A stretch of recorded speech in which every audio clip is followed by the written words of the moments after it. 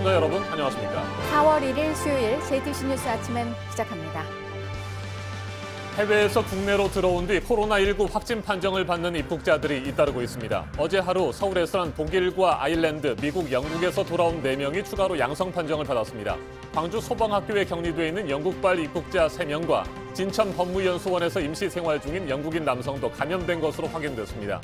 국내 전체 확진자들 가운데 해외 입국자의 비율은 5%가량입니다. 국적과 출발지를 가리지 않고 오늘부터는 해외에서 들어오는 모든 사람들은 집이나 시설에서 2주 동안 자가 격리를 해야 합니다. 앞으로 2주 동안 수만 명에 달할 것으로 보이는 입국자들에 대한 관리가 문제인데 정부는 자가 격리 앱 등을 통해서 철저하게 관리하겠다는 방침입니다. 코로나19 사태 이후 아프리카에서도 처음으로 우리 국민을 태운 임시 항공편이 이륙했습니다. 마다가스카르와 카메룬에 살고 있는 우리 교민들은 상대적으로 그 수가 적어서 미국인, 일본인 등과 함께 전세기를 공동 임대 귀국길에 올랐습니다. 오늘 오후 인천공항에 도착할 예정입니다. 초중고등학교 개학이 다음 주 목요일부터 순차적으로 온라인으로 이뤄지고 이에 따라 11월 수능도 12월 수능이 되는 사상 초유의 결정으로 현장의 큰 혼란은 피할 수 없을 것으로 보입니다. 원격 수업을 하기 위한 인프라부터 수업의 질까지 학부모들의 우려가 커지고 있습니다. 가톨릭대 의정부 성모병원 전체가 오늘 오전 8시부터 폐쇄됩니다. 어제 하루 간호사와 간병인 등 8명이 추가로 확진 판정을 받는 등 집단 감염이 이어지고 있기 때문입니다. 이 병원을 거쳐간 환자 2명도 감염된 것으로 확인됐습니다. 2,500여 명에 이르는 의료진과 입원 환자들 가운데 추가 확진자가 나올 가능성도 있습니다. 주한미군에서 일하는 한국인 노동자가 오늘부터 무급휴직에 들어갔습니다. 한미 방위비 협상에 결론이 나오지 않고 있어서인데 현재 막바지 조율을 하고 있는 것으로 전해져서 무급휴직 사태가 길어지지는 않을 거라는 관측도 나옵니다. 미국과 유럽 등 해외에서 들어오는 국내 입국자들이 계속해서 코로나19 확진 판정을 받고 있습니다.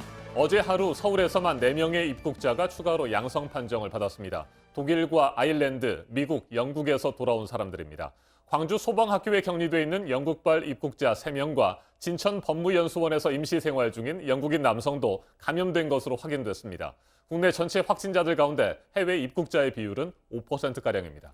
네, 해외에서 들어오는 사람들에 대한 강화된 조치가 적용되는 날이 바로 오늘부터인데요. 모두 자가 격리에 들어가는 게 원칙입니다. 하루 7천여 명에 달하는 해외 입국자들이 지침을 잘 지키는지를 어떻게 관리하느냐가 관건이 될 것으로 보입니다.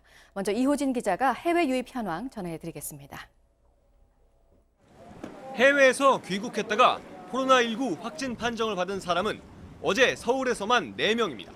독일에서 공부하다 2주 전 귀국한 23살 여성, 아일랜드에 다녀온 24살 남성, 미국에 체류하다가 입국한 28살 여성, 영국에서 돌아온 40대 여성입니다. 같은 날 인천에서는 유엔 산하 국제기구인 녹색기후기금 이사회가 열렸던 스위스 제네바에 다녀온 호주 국적 외국인 38살 여성이 확진 판정을 받았습니다. 광주 광역시에서는 광주 소방학교에 격리 중인 영국발 해외 입국자 3명이 한꺼번에 코로나19 환자로 판명됐습니다. 경기도 화성에서는 미국에서 들어온 20대 여성이 확진됐습니다. 입국자 임시생활시설인 진천 법무연수원에 입소한 19살 영국인 남성도 이날 확진됐고 미국 시민권자로 뉴욕에서 입국해 경기도 용인의 가족 집에 머물던 21살 남성도 양성 판정을 받았습니다. 충남 천안에서는 지난달 21일 미국에서 귀국한 30대 남성이 확진됐고 경기도 부천에서는 미국에서 들어온 20대 여성이, 수원에서는 아랍에미리트에서 귀국한 50대 여성이 양성 판정을 받았습니다. 어제 0시 기준으로 해외에서 들어와 국내에서 확진 판정을 받은 사람은 전체 확진자의 5.3%로 해외 유입 환자 비율은 계속 증가할 것으로 예상됩니다. JTBC 이호진입니다. 오늘부터 해외에서 들어오는 모든 입국자들은 의무적으로 2주 동안 자가 격리를 해야 합니다. 국적과 출발지를 가리지 않습니다. 원칙적으로 대중교통 이용도 제한되지만 승용차를 통한 귀가가 어려울 경우 해외 입국자들만 탑승하는 공항버스와 KTX 전용칸을 이용해야 합니다. 이재승 기자가 보도합니다. 어제 새롭게 확인된 환자 125명 가운데 해외 유입 환자는 29명입니다. 지금까지 해외에서 들어온 환자는 518명. 해외 유입이 지역사회에서 2차 감염으로 이어진 사례도 70명이 됐습니다. 오늘부터는 입국자에 대한 방역 수위가 강화됐습니다. 내외국인 모두 집이나 시설에서 14일간 반드시 격리해야 합니다. 공항에서 집으로 갈 땐 되도록 승용차나 공항버스를 타야 하고 공항 철도는 탈 수 없습니다. 문제는 하루 7천여 명에 달하는 해외 입국자를 어떻게 관리하느냐입니다. 어제 기준 자가 격리자는 17,000여 명인데 2주간 쌓이면 수만 명에 이를 수 있습니다. 해외에서 들어오는 사람이 많은 서울 강남구는 구청 직원이 경찰과 함께 자가 격리자의 집을 점검하고 있지만 사정이 여의치 않습니다. 직원 수는 한정이 돼 있고 늘어나니 1대1이 아니고 1대2, 1대3 될 수도 있다는 얘기니까 본연에는 계속 있고 전국적으로 좀 힘들 것 같아요. 정부는 자가 격리 앱을 활용하면 된다고 말합니다. 이 앱이 없었다면 지자체 공무원과 자가격리자 1대1 이제 관리를 했어야 되는데 이 앱을 활용하면 1대10, 1대20, 1대30도 충분히 가능합니다. 또 휴대전화를 집에 두고 외출하는 사람은 강력히 처벌할 방침입니다. JTBC 이재승입니다. 문재인 대통령은 해외 입국자의 의무적인 자가격리 필요성을 거듭 강조했습니다. 지침을 어기면 단호하고 강력한 법적 조치를 하겠다고 말했습니다. 이서준 기자입니다. 정부는 입국자 격리 조치가 사실상의 입국 제한 효과로 이어지길 기대하고 있습니다. 이 같은 효과는 입국자가 격리 조치를 충실히 따라줘야 가능합니다. 문재인 대통령은 어제 국무회의에서 격리 조치 위반에 대한 강경 대응을 주문했습니다. 해외 입국자 2주간 의무 격리 조치가 잘 지켜지는 것이 중요합니다. 격리 조치를 위반할 경우 공동체의 안전을 지키기 위해 단호하고 강력한 법적 조치가 따라야 합니다.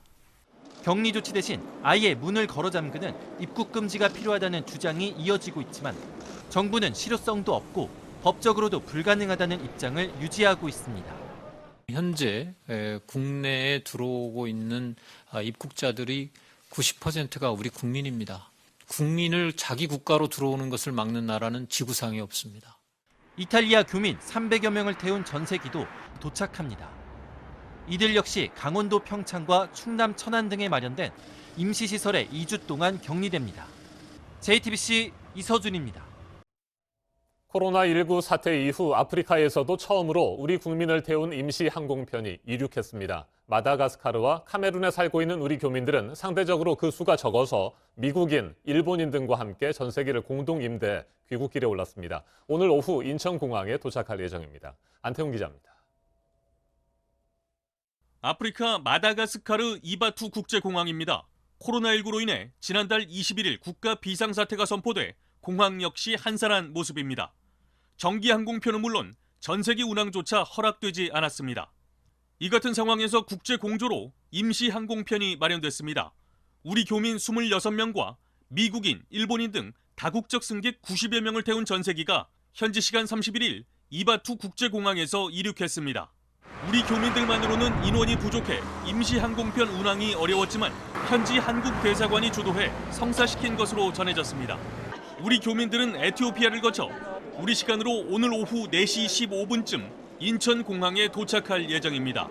현재까지 마다가스카르의 누적 확진자는 40여 명, 의료와 보건시설은 세계에서 가장 열악한 곳 중 하나로 알려졌습니다.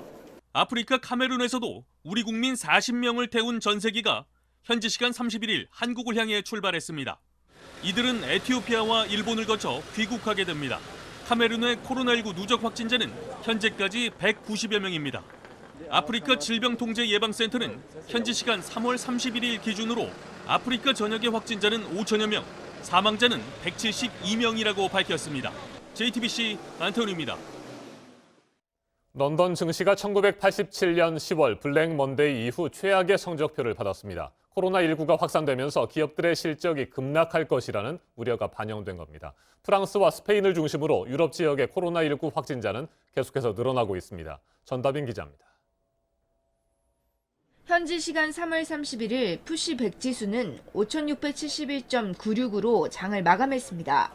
푸시 100 지수는 런던 증시에 상장된 시가총액 상위 100개의 우량주를 나타내는 지수입니다. 새해만 해도 7,542로 시작했는데 1분기에 지수가 무려 25% 정도 급락한 겁니다. 이는 블랙 먼데이 여파가 있었던 1987년 4분기 이후 33년여 만에 가장 많이 떨어진 수치입니다. 코로나19 확산으로 기업 실적이 급락할 것을 우려한 투자자들의 심리가 반영된 겁니다. 하락세였던 영국 파운드화 가치는 경기 부양책 등의 영향으로 안정을 되찾았습니다. 3월 중순 1.14달러까지 떨어졌던 달러 대비 파운드화 가치는 1.24달러까지 상승했습니다. 하지만 영국 내 코로나19 확진자는 계속 늘어나고 있습니다. 확진자 25,150명, 사망자 1,789명으로 전날보다 각각 3,009명, 381명 증가했습니다. 유럽 내 코로나19 확진자 수는 40만 명을 돌파했고 프랑스와 스페인에서 특히 급증하고 있습니다. 유럽의 진원지인 이탈리아에선 증가폭이 바이러스 확산 이후 최저치를 기록하는 등 기세가 한풀 꺾였습니다. JTBC 전다빈입니다.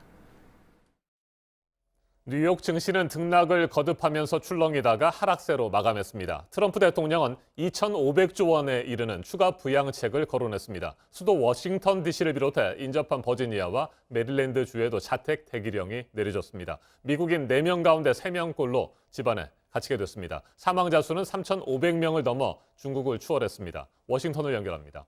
임종주 특파원, 우선 뉴욕 증시부터 살펴보죠. 반등 하루 만에 다시 하락을 했군요. 네, 뉴욕 증시 주요 지수가 반등 하루 만에 일제히 하락세로 마감했습니다. 다우지수는 하루 전보다 1.84% 떨어진 21,917로 장을 마쳤습니다. S&P 500은 1.6%, 나스닥 지수는 0.95% 각각 하락했습니다. 이로써 뉴욕 증시는 여전히 불안한 모습을 보이는 가운데 2008년 금융위기 이후 가장 혼란스러운 3월을 마감했습니다.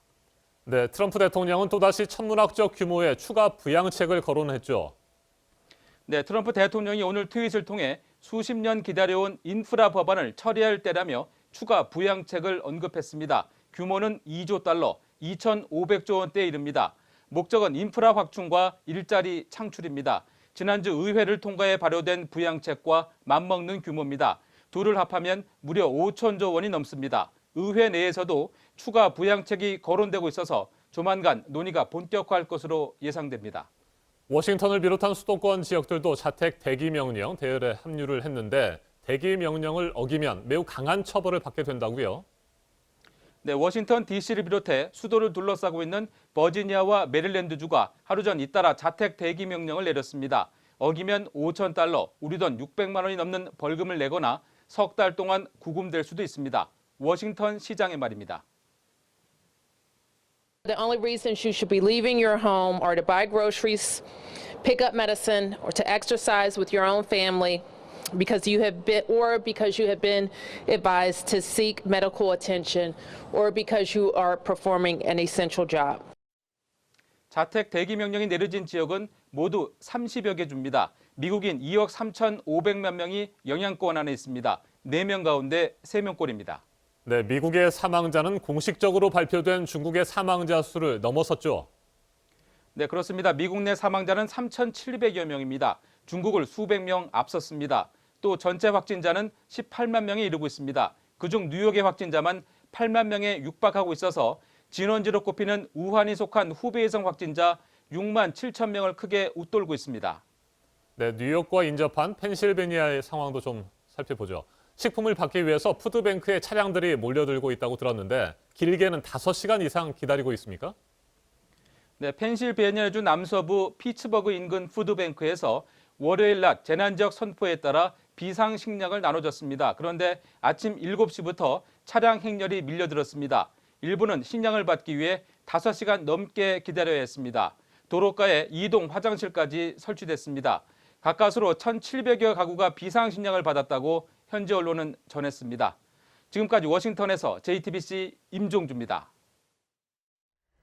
네, 초중고등학교 학년에 따라 다음 주 목요일부터 순차적으로 온라인 개학을 하는 것으로 결정이 되면서 사실 처음 겪는 일이라 현장의 큰 혼란은 피할 수 없을 것으로 보입니다.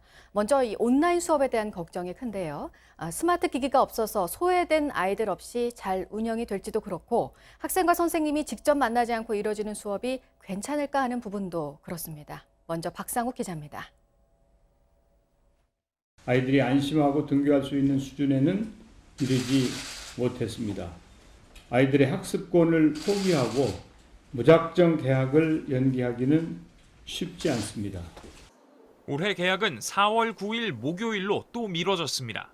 개학은 하지만 실제 등교하진 않는 온라인 개학입니다.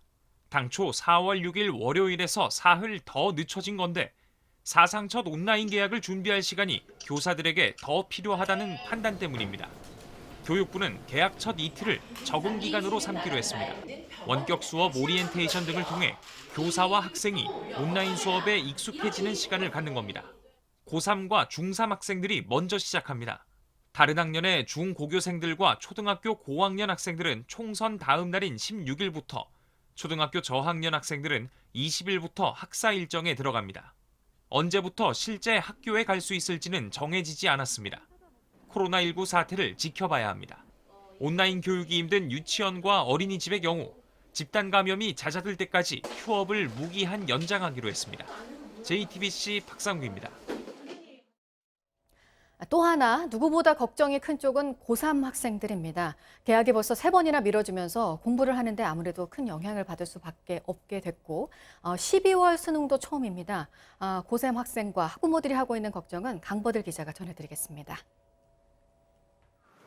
대학 수학능력시험은 보통 11월 셋째 주 안에 치러졌습니다. 본격적인 겨울추위가 닥치기 전에 시험을 보는 겁니다.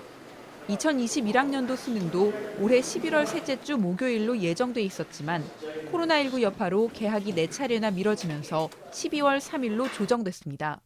수능 날짜뿐 아니라 수시와 정시 일정도 모두 2주가량 늦춰졌습니다. 장기간의 고교 개학 연기와 학사 일정 변경에 따른 수험생과 교육 현장의 어려움을 완화하기 위한 부득이한 조치로 그래도 혼란을 피하긴 어렵습니다. 개학 연기에 따라 같이 미뤄진 3, 4월 전국 연합 학력 평가는 등교 개학을 못하는 상황에서 어떻게 치를지 정해진 게 없습니다. 현재 자신의 학습 상황을 점검할 기회를 갖지 못하는 겁니다. 수업을 덜 하게 되면 아무래도 학력 수준이 떨어질 수 있다는 우려도 나옵니다. 학생들의 어떤 학력 수준의 문제가 있다든지 하게 되면 그것은 6월 모의평가라든지 9월 모의평가에서 나타나는 학생들의 반응이나 성적 결과를 바탕으로 적정한 난이도 유지될 수 있도록. 처음으로 12월 수능을 접하게 되면서 수험생과 학부모들의 고심이 깊어지게 됐습니다. JTBC 강버들입니다. 네, 코로나19 사태에 대한 긴장을 한순간도 놓을 수가 없는 게 앞서 전해드린 대로 해외 유입이 지금 크고요. 또 하나, 확진자가 한 명이라도 나오면 긴장을 늦출 수가 없는 병원에서의 감염 사례가 계속 나오고 있기 때문입니다.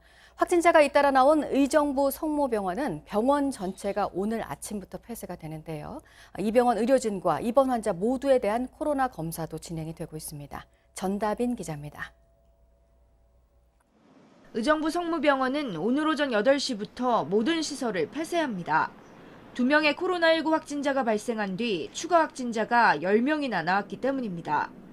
이 병원에서 코로나19 확진자가 처음 나온 건 지난달 29일입니다. 발열 증상을 보이던 70대 남성 A씨와 80대 여성 B씨가 같은 날 확진 판정을 받았습니다. A씨는 확진 판정이 나온 지 4시간 만에 숨졌습니다. 이후 B씨와 같은 층 병동에 있었던 간호사, 간병인 등 8명이 추가로 확진됐습니다. 이들과 밀접 접촉한 의료진과 환자 62명은 자가격리 상태입니다. 이 병원에 다녀간 인천 옹진군 공무원과 9세 환아도 확진 판정을 받았습니다. 방역당국은 의정부 성모병원 집단 감염과 이들의 연관성을 파악 중입니다. 나아가 의료진과 입원 환자 2,500여 명을 대상으로 진단검사를 실시 중입니다. 이미 집단 감염이 발생한 만큼 또 다른 확진자가 나올 가능성이 있습니다. 병원 측은 4월 3일까지 병원 전체를 폐쇄합니다. 주말 동안 시설을 소독한 뒤 6일부터는 정상 운영할 방침입니다. 하지만 추가 확진자가 나오면 폐쇄를 연장할 것으로 보입니다. JTBC 전다빈입니다. 충남 부여에서 한 교회 신도들이 잇따라 코로나19 확진 판정을 받고 있습니다. 지금까지 5명인데 지지난 휴일 예배에 참석을 한 사람들입니다. 보도국 연결해서 알아보겠습니다. 이재승 기자, 지난달 22일에 이곳에서 200명에 가까운 사람들이 모여서 예배를 봤다 그러죠? 네, 그렇습니다. 이번에 확진자는 56세 남성인데요. 자가격리 중에 증상이 발현돼서 어제 선별진료소에서 검사를 받고 확진 판정을 받았습니다. 이 남성은 부여 지역 첫 코로나19 확진 판정을 받은 신도와 함께 지난 22일입니다. 귀암 성결교회에서 주말 예배를 드렸습니다. 당시 예배에는 190여 명이 참석했는데 이번 확진으로 이들 가운데 지금까지 5명이 코로나19 확진 판정을 받았습니다. 집단 감염 우려가 커지는 대목인데요. 충남 지역 전체 코로나19 확진자는 131명으로 증가했습니다. 네, 그리고 서울 신도림동 콜센터 관련 감염 사례에서는 또 특이한 경우가 나왔는데 이 콜센터 직원의 가족이 3주 동안 자가격리를 했고 증상이 없는 상태였는데 확진이 나왔네요. 네, 그렇습니다. 여기서 주목할 것은 이들 가족이 3주간 자가격리를 했다는 것입니다. 이는 통상 알려진 코로나19의 잠복기인 2주보다 한 주일 더 긴 그런 상황인데요. 서울 양천구는 신정 7동에 사는 38살 남성이 어제 저녁에 관내 18번째 환자가 됐다라고 밝혔습니다. 이 환자는 무증상인 상태에서 자가격리 해제 예정일인 4월 2일을 앞두고 받은 검사에서 어제 양성 판정이 나왔습니다. 이 환자는 구로 콜센터 직원이자 가족인 양천구 14번째 확진자가 지난 10일에 확진됨에 따라서 이 남성도 11일부터 자가격리에 들어간 상황이었습니다. 사람에 따라서 코로나19 잠복기가 2주보다 길 수 있는 것인지 아니면은 증상이 있었는데 그걸 못 느낀 것인지는 추후 조사를 통해서 확인해야 할 대목입니다. 끝으로 앤드루 쿠오모 뉴욕 주지사의 동생인 CNN 앵커도 확진 판정을 받았다는 소식입니다. 요즘 매일 언론 브리핑을 하고 있는 앤드루 쿠오모 뉴욕 주지사는 자신의 동생인 CNN 앵커 크리스 쿠오모가 양성 판정을 받았다고 밝혔습니다. 그러면서 누구나 코로나19에 걸릴 수 있다며 자택 대피의 중요성을 거듭 강조했습니다. 이 밖에 새로운 소식은 정리해서 잠시 후 8시 이후에 두 번째 보도국 연결해서 전해드리겠습니다. 지금까지 아침엔 지금 JTBC 이재승입니다. 이번에는 오늘 아침 체크해봐야 할 뉴스들을 분야별로 살펴보겠습니다. 먼저 정치 분야입니다. 인천 연수갑에 출마한 미래통합당 정승현 후보가 자신의 선거 사무실에 격려 방문을 온 유승민 의원에게 인천 총구석까지 와주셔서 감사하다고 말해 논란이 일고 있습니다. 인천을 비하한 발언이라는 지적이 나오자 상처받은 지역 주민들에게 죄송하다며 사과했습니다. 동교동계 정치 원로인 정대철 권노갑 전 의원이 더불어민주당에 복당합니다. 두 사람은 지난 2015년 친노 진영과의 갈등 속에서 민주당을 탈당해 안철수 전 의원을 지원했습니다. 오는 3일 기자회견을 통해 복당 의사를 알리고 서울 종로에 출마한 이낙연 코로나19 국난극복위원장에 대한 지지 선언을 할 계획입니다. 지난해 영토 관할권 논란이 불거졌던 한박도와 관련해 감사원이 한박도는 북한 관할 영토라는 감사 결과를 내놨습니다. 한박도가 서해 NLL 북쪽에 위치한다며 우리 국군의 방어 계획에 한박도가 포함돼 있지 않다고 설명했습니다. 빙그레에 팔린 혜태 아이스크림 어제 또 시장에 이슈가 됐는데요. 1,800억 원대 매출을 올리던 국내 아이스크림 업계 빅4였습니다. 매각 대금은 1,400억 원, 최종 인수 시기는 곧 결정이 될 예정입니다. 혜태 제과 측은 제과 사업에 핵심 역량을 집중하겠다는 계획입니다. 대한항공에서 일하는 외국인 조종사 전원이 오늘부터 무급 휴가에 들어갔습니다. 석 달 동안입니다. 코로나 사태로 항공업계가 받은 타격으로 국내 1위 항공사에서도 나온 특단의 조치입니다. 특정 업종 전원을 대한항공이 강제로 쉬게 하는 건 이번이 처음입니다. 호레이는 경기도 광명역의 도심공항터미널을 오늘부터 석 달 동안 운영하지 않습니다. 코로나 사태로 지난달 3월에 하루 평균 이용객이 10명 정도였습니다. 이용객이 한 명도 없는 날도 있었습니다. 계속해서 사회 분야 뉴스입니다. 서울시 공무원 임용 필기 시험이 6월 13일로 연기됐습니다. 당초 지난달 21일 시험이 치러질 예정이었는데 4월로 한 차례 미뤄졌고 다시 6월로 연기됐습니다. 동해에서 이동 중이던 해군 함정에서 부사관 한 명이 실종됐습니다. 어제 오후 속초항으로 입항 준비를 하던 도중 해당 부사관이 자리에 없다는 사실이 확인됐습니다. 해군이 수색과 함께 정확한 사고 원인을 조사하고 있습니다. 어제 오후 제주도 해상에서 조업 중이던 통발어선 선원 2명이 보거를 먹은 뒤 마비 증상을 보여 병원으로 긴급 이송됐습니다. 한 명은 목숨을 잃었고 다른 한 명은 치료를 받고 있습니다. 해경이 정확한 사고 원인을 조사하고 있습니다. 그림책 구름빵의 베키나 작가가 아동문학계의 노벨상을 받았습니다. 스웨덴 정부가 만든 아스트리드 린드그렌상인데요. 한국 작가로 첫 수상입니다. 심사위원회는 놀라운 감각으로 만든 영화 같은 그림책이라고 평가를 했습니다. 한국야구위원회 KBO가 구단 간 연습 경기를 하기로 예정을 한 날이 오는 7일이었는데요. 2주 더 연기를 했습니다. 21일부터 시작입니다. 정규리그 개막일도 이달 말이나 다음 달 초로 또 미뤘는데 여기서 더 늦어질 수밖에 없다면 경기를 줄이는 것도 검토를 하고 있습니다. 영국에서 들어와서 자가격리돼 있는 손흥민 선수가 SNS를 통해서 안부를 전했습니다. 팔 수술을 받은 이후 줄넘기와 고무줄로 팔 근력 운동을 하는 모습을 공개를 했습니다. 코로나 사태로 피해를 본 중소기업과 소상공인들은 오늘부터 은행에 대출 만기 연장을 신청할 수가 있습니다. 영세 소상공인들은 1.5%의 초저금리 대출 상품을 올해 말까지 신청할 수 있습니다. 재외국민 유권자의 총선 투표가 오늘부터 6일까지 현지에서 일제히 시작이 됩니다. 이번 총선 재외선거인은 17만 명가량인데 코로나 사태 때문에 40개 나라 공관들에서 이 가운데 절반가량이 투표를 할 수 없게 된 상황입니다.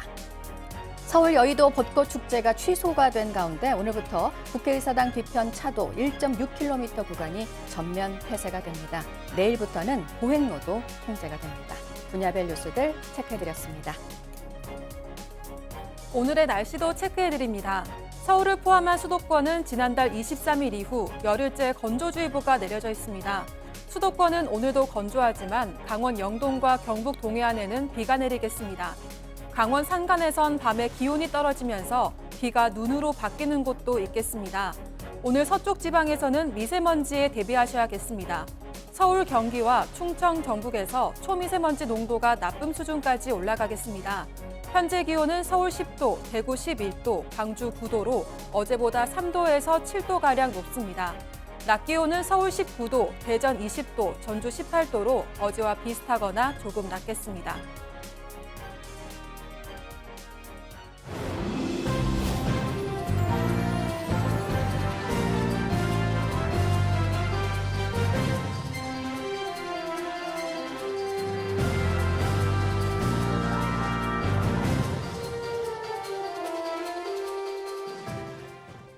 최근 경찰 조사를 받은 부산 경남 경마공원 조교사가 숨진 채 발견됐습니다. 마사회 채용 비리를 고발하고 숨진 고 문중원 기수 사건과 관련이 있는데요. 배승주 기자가 보도합니다. 부산 경남 경마공원의 조교사 김모 씨가 그제 저녁 숨진 채 발견됐습니다. 경찰은 극단적 선택을 한 것으로 보고 있습니다. 각종 평가에서 잇따라 수석을 차지할 정도로 유능한 조교사였던 만큼 가족들은 믿을 수 없다는 반응입니다. 이런 별사는 아닌데 갑자기 이렇게 되니까 참 힘들어요. 숨진 김 씨는 넉 달 전 마사회 채용 비리를 고발하며 숨진 문중원 기수 사건과도 관련이 있습니다. 문 씨는 유서에 자신이 조교사 시험에 합격했지만 사실상 활동을 못했다고 적었습니다. 그러면서 자신보다 늦게 시험에 합격한 조교사 4명이 마사회 마방 대부 심사에 먼저 합격했다고 주장했습니다. 이 4명 가운데 김 씨가 포함되어 있습니다. 룰이 정확히 서 있으면은 이런 일이 안 생겨요. 그렇게 룰이 어설프고 기준이 없는 룰을 갖다 대다 보니까. 경찰은 문 씨보다 먼저 마방 대부 심사에 합격한 조교사 4명을 조사 중이었습니다. 참고인 신분이던 이들은 지난달 26일 피의자 신분으로 전환됐습니다. 너무 개인 취급하고 갑자기 피의자로 전환됐다고 엄청나게 스트레스를 받았어요. 경찰은 이들과 마사회 전직 간부 A씨와의 관계에 대해 수사 중이라며 강압 수사는 없었다고 밝혔습니다. JTBC 배승주입니다. 어제 오후 2시 10분쯤 서울 강서구에서 철거 작업을 하던 건물에 불이 났습니다. 다친 사람은 없었지만 인근 오피스텔 주민과 일부 작업자들이 긴급 대피했습니다. 작업자 8명 가운데 6명은 구조됐습니다. 경찰과 소방당국은 건물 옥상에서 절단 작업 도중 발생한 불티가 1층으로 떨어지면서 불이 난 것으로 보고 정확한 화재 원인을 조사하고 있습니다. 성매매를 하다가 적발돼 해임 처분을 받았던 인천시 미추홀구 공무원이 소청을 내 징계를 감경받았다며 여성단체들이 인천시에 이를 철회해 줄 것을 요구했습니다. 인천 지역 6개 여성단체가 소속된 인천여성연대는 성명을 내고 해임 처분이 감경돼서 있으나 마나한 결과가 나왔다고 주장했습니다. 지난해 해임 처분을 받았던 이 공무원은 인천시 소청심사위원회에 소청을 냈고 정직 3개월로 징계가 조정됐습니다. 유년 시절부터 자신과 가족에게 폭력을 일삼은 아버지를 때려 숨지게 한 30대 남성이 국민참여재판으로 진행된 1심에서 실형을 면했습니다. 서울 북부지법은 배심원 다수 의견을 받아들여 이 씨에게 징역 3년을 선고하면서 5년간 형집행을 유예하기로 결정했습니다. 이 씨는 지난해 12월 집에서 아버지와 함께 술을 마시던 도중 말다툼을 벌이다 아버지의 가슴을 여러 차례 때려 숨지게 한 혐의로 재판에 넘겨졌습니다. 아내와 아들을 살해한 혐의의 40대 남성에게 검찰이 사형을 선고해 줄 것을 재판부에 요청했습니다. 어제 재판에서 치열한 공방이 이어진 쟁점들을 이도성 기자가 전해드립니다. 지난해 8월 서울 관악구에서 40대 여성과 아들이 흉기에 찔려 살해됐습니다. 수사기관이 범행 도구 등 결정적 증거를 찾지 못했지만 남편 조 씨를 범인으로 재판에 넘겼습니다. 어제 열린 1심 선고 전 마지막 재판에선 검찰과 조 씨 측이 살인의 정황을 두고 치열하게 다퉜습니다. 검찰은 조 씨가 사망보험금과 전세금을 노렸다고 했습니다. 도예가인 조 씨가 가족과 지인들에게 돈을 빌려 생활했고 경마에 빠져 지냈다는 겁니다. 결혼 초기부터 불륜도 이어왔다고 주장했습니다. 하지만 변호인단은 이혼 위기를 넘기던 과정이라 범죄를 저지를 이유가 없다고 반박했습니다. 수사기관은 직접 증거인 흉기와 범행 당시 사용한 것으로 보이는 장갑이나 옷 등을 끝내 찾아내지 못했습니다. 검찰은 조 씨가 공방에 있던 전기가마에서 불태웠다고 주장했습니다. 증인으로 나온 전기가마 기술자는 흉기는 태우기 어렵고 옷과 장갑은 900도 이상 가열되면 흔적도 없이 태울 수 있다고 밝혔습니다. 하지만 변호인단은 해당 온도까지 올릴 만큼 오랜 시간 가마를 사용했는지 입증이 안 됐다고 맞섰습니다. 검찰은 앞선 재판에서 법의학자들을 법정에 세웠습니다. 그러면서 피해자 몸속에 남은 음식물을 분석한 결과 별거 중이던 조 씨가 오랜만에 집을 찾은 시간과 사망 추정 시간이 겹친다고 설명했습니다. 변호인단은 추정치일 뿐이라며 유죄의 근거가 될 수 없다고 반박했습니다. 하지만 검찰은 조 씨에게 사형을 선고해달라고 재판부에 요청했습니다. 1심 선고는 24일 내려집니다. JTBC 이도성입니다. 사상 초유의 온라인 개학이 현실화됐습니다. 오는 9일 고등학교 3학년과 중학교 3학년을 시작으로 단계적으로 시행됩니다. 당장 온라인 수업을 준비해야 하는 일선 학교들은 비상에 걸렸습니다. 코로나19 위기 상황에서 불가피한 선택이지만 우려의 목소리도 큽니다. 실천교육 교사 모임 대변인입니다. 고등학교 3학년 학생들도 직접 가르치고 있는 전대원 위례 한빛고등학교 교사 자리에 함께했습니다. 어서 오십시오. 예, 반갑습니다. 네, 선생님.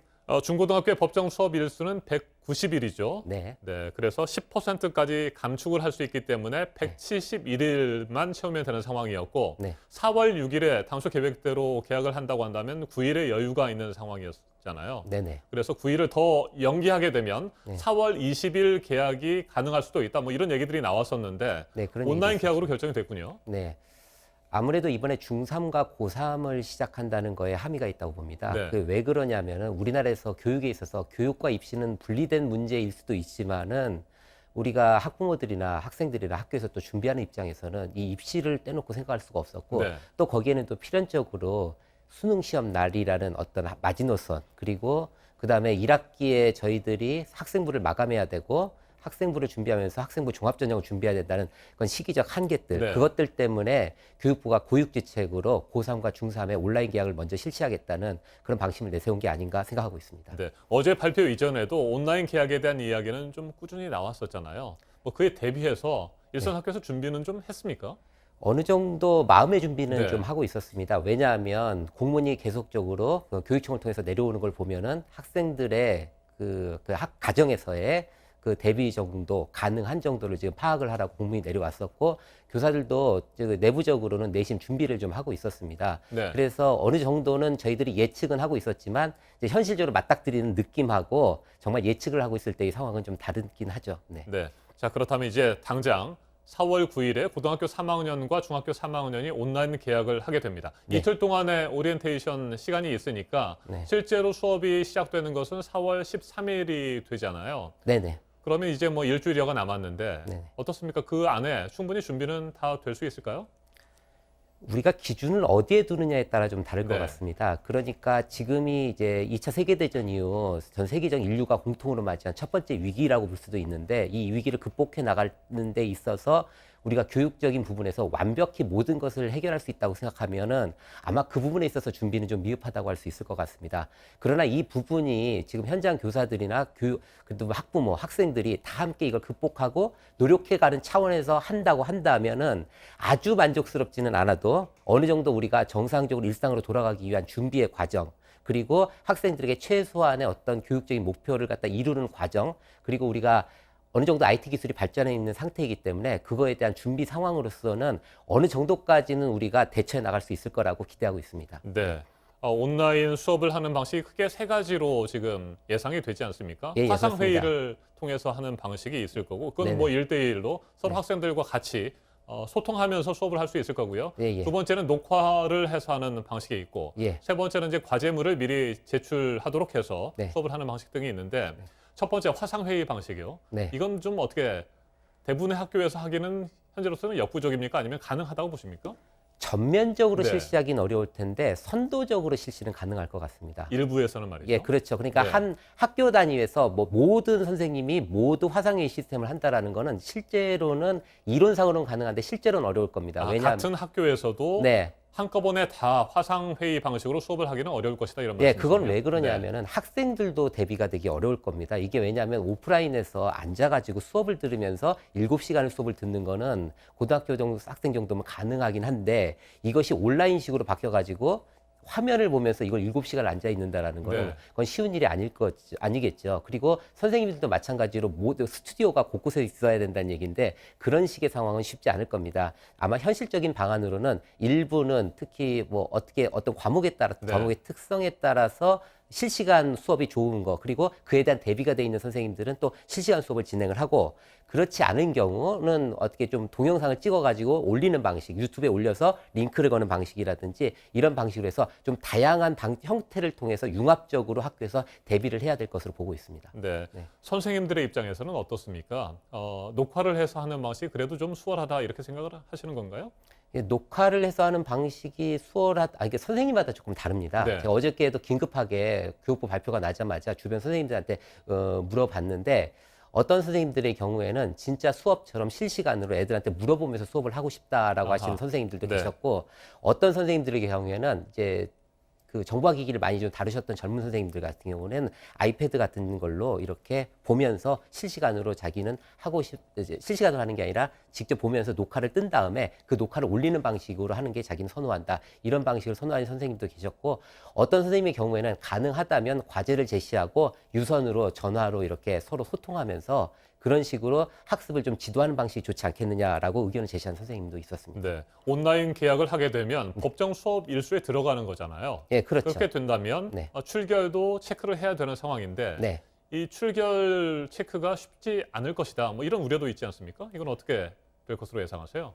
오프라인의 경우에는 지금까지는 뭐 1분 1초만 늦어도 네. 지각 체크가 들어가다든지 그렇죠. 어떤 경우에는 엄격하게 지금 했었는데 이 온라인 시스템에 있어서는 그렇게까지 엄격하게 할 수는 없을 것 같습니다. 교사의 재량을 어느 정도 교육부에서 줄지는 잘 모르겠는데 만약에 이 수업을 어느 정도 이 학생이 들었다는 것들이 판단이 되면은 출석으로 인정해주고 그다음에 그 피드백이 어느 정도 오는 정도에 따라서 교사가 재량껏 출석과 결석의 구분선을 갖다 결정하는 과정이 필요하리라고 생각합니다. 네, 특히 녹화를 통해서 수업을 진행할 경우에는 네. 실시간으로 같은 시간에 학생들이 다 같이 수업하는 것을 요구하는 것은 무리일 거고 네. 뭐 그날 네. 뭐 어떤 시간이 되든 간에 네. 학생이 수업을 받게 된다면 녹화된 영상을 통해서 그렇다면 이제 출석으로 처리를 하는 상황이 될 수가 있겠군요. 예, 그런 방식도 네. 될 수 있고 아마 어느 정도의 LMS 시스템은 지금 도입이 가능한 걸로 알고 있습니다. 그러니까 지금도 이제 온라인 어떤 다른 사교육도 많이 있지 않습니까? 그럼 학생이 몇 프로 이상까지 지금 들었다라는 것들, 그리고 저희 연수들도 사이버 연수가 많은데 그런 데서도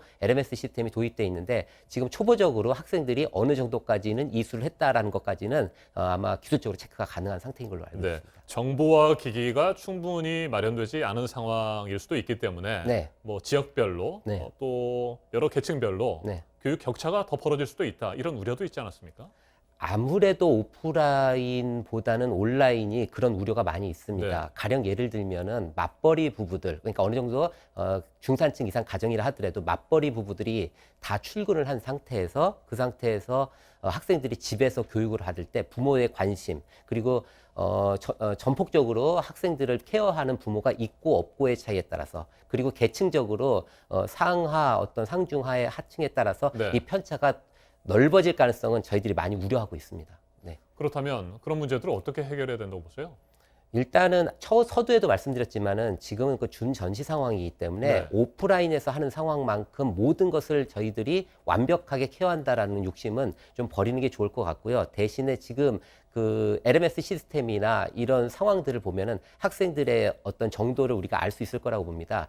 그렇다면은 교사들은 뭐 전화를 한다든지 그리고 학부모의 지속적인 상담을 통해서 이 학생들을 최대한 끌어올릴 수 있는 오프라인에 준하는 만큼 끌어올릴 수 있는 우리 다 함께 노력을 그러니까 저만 노력을 하는 게 아니라 교사만 노력을 하는 게 아니라 학부모와 학생이 함께 노력을 해야 되는데 아무래도 오프라인에서 할 때보다는 가정에 좀 책임을 넘긴다기보다 의무가 많이 갈 겁니다. 그 부분을 우리가 함께 협조해 나가는 방식으로 이 국난을 해결해야 되지 않을까 그렇게 생각하고 있습니다. 온라인 수업을 할 때에는 지금까지보다도 더 학부모나 보호자의 또 도움과 지원이 필요할 것 같습니다. 제대로 뭐 지켜주거나 지원해주지 않으면 수업을 따라가지도 못하고 쉽게 말해서 뭐 딴짓을 한다거나 뭐 이런 상황들도 발생할 수 있잖아요. 예, 그렇죠. 학생들에게도 아마 그 정도의 주의를 그러니까 우리 학기 시작할 때 우리 마음 단단히 먹자라는 얘기처럼 온라인 수업을 시작할 때는 우리 마음 단단히 먹고 시작하자. 이것이 중요한 시기에 중요한 교육이 진행되는 와중이고 이것이 너희들의 마음가짐과 달려 있다라고 하는 것이고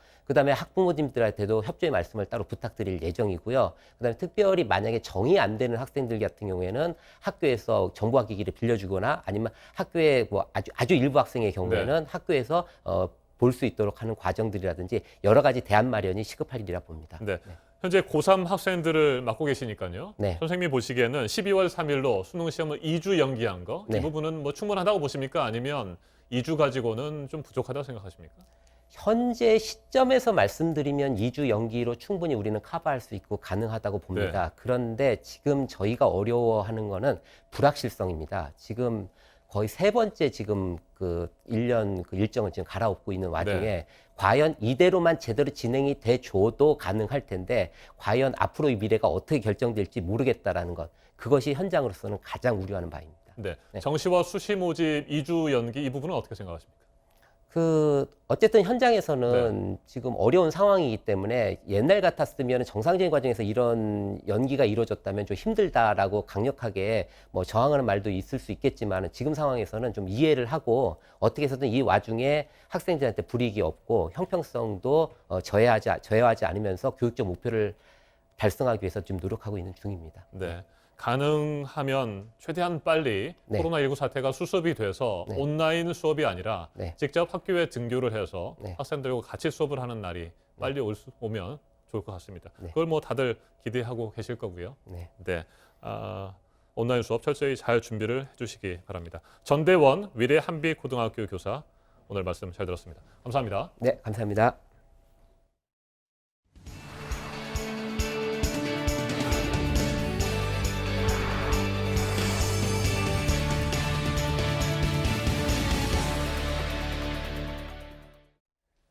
코로나 사태가 우리 경제에 미치는 영향, 이제 속속 나올 각종 통계에 수치로 드러나게 될 것으로 보이는데요. 지난 2월의 소비는 9년 만에 최악이었습니다. 생산 중에서는 특히 서비스업이 20년 만에 가장 많이 줄었습니다. 성화선 기자입니다. 서울의 한 시내 면세점입니다. 상품 진열대 곳곳이 텅 비어 있습니다. 직원들은 팔리지 않는 상품을 서둘러 정리하고 있습니다. 코로나 때부터는 이제 아예 단체 방문 자체가 안 했어요. 이번 달은 아예 안 돼요. 결국 이 업체는 이번 달까지만 영업을 하고 문을 닫기로 했습니다. 면세점만큼은 아니지만 백화점과 영화관, 호텔 등도 손님이 크게 줄었습니다. 통계청의 산업활동 동향에 따르면 2월 국내 소비액은 한 달 전보다 6% 줄었습니다. 2011년 2월 이후 9년 만에 가장 큰 폭으로 떨어진 겁니다. 특히 외출을 자제하면서 신발이나 가방, 옷, 자동차가 잘 팔리지 않았습니다. 생산도 줄었는데 그중에서도 서비스업이 심각합니다. 2000년 통계 작성 이후 가장 많이 줄었습니다. 항공업과 여행업은 40% 넘게 줄었고 숙박과 음식점업도 20% 가까이 떨어졌습니다. 제조업에서는 자동차 생산이 30% 가까이 급감했습니다. 중국에서 부품이 들어오지 않아 공장이 잇따라 멈췄기 때문입니다. 생산과 소비뿐 아니라 설비 투자까지 줄었습니다. 이른바 트리플 감소입니다. 앞으로 나올 경기 지표는 더 나빠질 거라는 우려도 있습니다.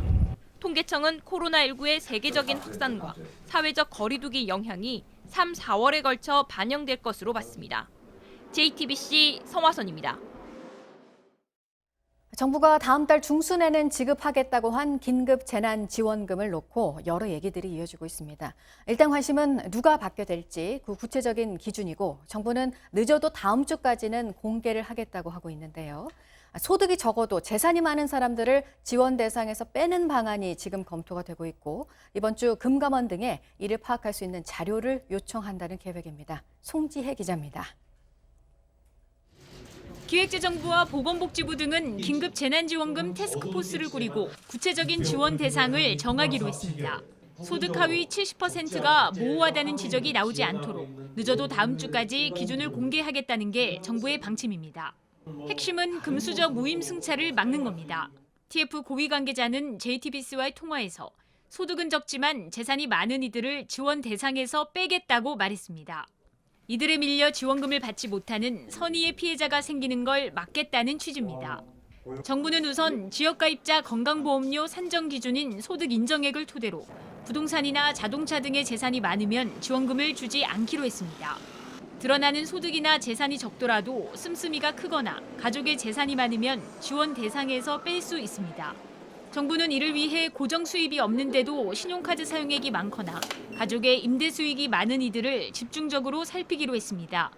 부모로부터 현금을 받아 쓰거나 자녀 명의로 건물을 돌려놓고 임대료를 챙기는 꼼수로 확인되면 지원금을 주지 않겠다는 겁니다. 이를 위해 TF는 이번 주에 금감원과 국토부에 관련 자료를 요청하기로 했습니다. JTBC 송지혜입니다. 오늘의 핵심 뉴스들을 정리해드리는 아침엔 주요 뉴스입니다.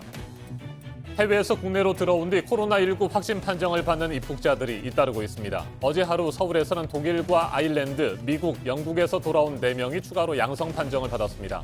광주 소방학교에 격리돼 있는 영국발 입국자 3명과 진천 법무연수원에서 임시 생활 중인 영국인 남성도 감염된 것으로 확인됐습니다. 국내 전체 확진자들 가운데 해외 입국자의 비율은 5%가량입니다. 오늘부터는 해외에서 들어오는 모든 사람들은 집이나 시설에서 2주 동안 자가격리를 해야 합니다. 정부는 사실상의 입국 제한 효과로 이어지길 기대하고 있는데 앞으로 2주 동안 수만 명에 달할 것으로 보이는 입국자들에 대해서 관리가 잘 이루어지느냐가 관건이 될 것으로 보입니다. 코로나19 사태 이후 아프리카에서도 처음으로 우리 국민을 태운 임시 항공편이 이륙했습니다. 마다가스카르와 카메룬에 살고 있는 우리 교민들은 상대적으로 그 수가 적어서 미국인, 일본인 등과 함께 전세기를 공동 임대 귀국길에 올랐습니다. 오늘 오후 인천공항에 도착할 예정입니다. 초중고등학교 개학이 다음 주 목요일부터 순차적으로 온라인으로 이뤄지고 이에 따라 수능도 12월에 치르는 사상 초유의 결정이 나오면서 현장의 혼란이 이어질 것으로 보입니다. 입시 관련 일정이 달라진 고3 수험생들의 걱정이 특히 큽니다. 가톨릭대 의정부 성모병원 전시가 오늘 오전 8시부터 폐쇄됩니다. 어제 하루 간호사와 간병인 등 8명이 추가로 확진 판정을 받는 등 집단 감염이 이어지고 있기 때문입니다. 이 병원을 거쳐간 환자 2명도 감염된 것으로 확인됐습니다. 2,500여 명에 이르는 의료진과 입원 환자들 가운데 추가 확진자가 나올 가능성도 있습니다. 한미 간의 방위비 협상이 잠정적으로 타결이 돼서 이르면 오늘 발표가 있을 것으로 보입니다. 1년간 적용했던 협정을 단연간 적용으로 하는 방안에 합의를 한 것으로 전해졌습니다. 이에 따라 오늘부터 시작된 주한미군 한국인 노동자들의 무급휴직 사태도 조만간 해결이 될 것이라는 전망입니다. 아침엔 주요 뉴스였습니다.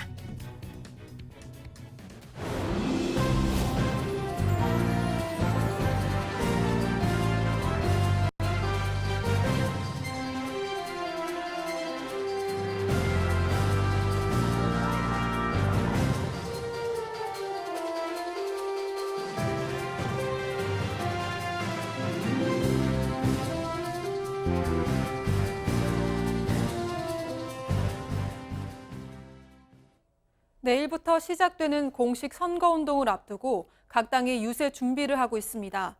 민주당은 후보들에게 유세용 매뉴얼을 배포했는데 야당을 이른바 꼰대 정당으로 규정해서 미래통합당이 반발했습니다. 김소현 기자입니다. 대회비 표시가 찍힌 더불어민주당의 선거운동용 매뉴얼입니다. 후보들이 유세 현장에서 쓸 메시지를 당 선거대책위가 정리해 나눠준 겁니다. 최대 경쟁자인 제1야당을 겨누는 구호와 논리들이 담겼습니다. 미래통합당을 국정 발목을 잡는 세력으로 규정하고 보이콧을 호소하란 식입니다. 그런데 내용 중에 통합당을 막말하는 꼰대 세력으로 정의하는 주장이 눈에 띕니다. 이를 뒷받침할 논리로 황교안 대표 등 통합당 지도부의 관련 발언도 제공해뒀습니다. 한일 관계와 관련해선 통합당이 일본의 굴종적이었다며 일각에선 이번 선거를 한일전으로 부른다는 주장도 담았습니다. 친문 진영 등 일각에서 통합당과 그 지지층을 친일 세력으로 규정하는 분위기를 우회적으로 설명한 걸로 보입니다. 문건의 존재가 알려지자 통합당은 반발했습니다. 민주당이 시대에 뒤처진 네거티브 선거운동을 하고 있다며 비판한 겁니다. 민주당에서도 내부적으로는 어쩌다 문건이 외부로 흘러나왔는지 당황스러워하는 분위기입니다. 다만 당초 비공개 조건으로 제작한 문건인 만큼 해명 등 공식적인 입장은 따로 내지 않기로 했습니다. JTBC 김소현입니다. 미래통합당은 공식 인터넷 방송에서 문재인 대통령이 교도소에 가게 될 거란 취지로 말해 논란이 일었습니다. 민주당의 비판이 나오고 논란이 일자 영상을 삭제했습니다. 안지현 기자입니다.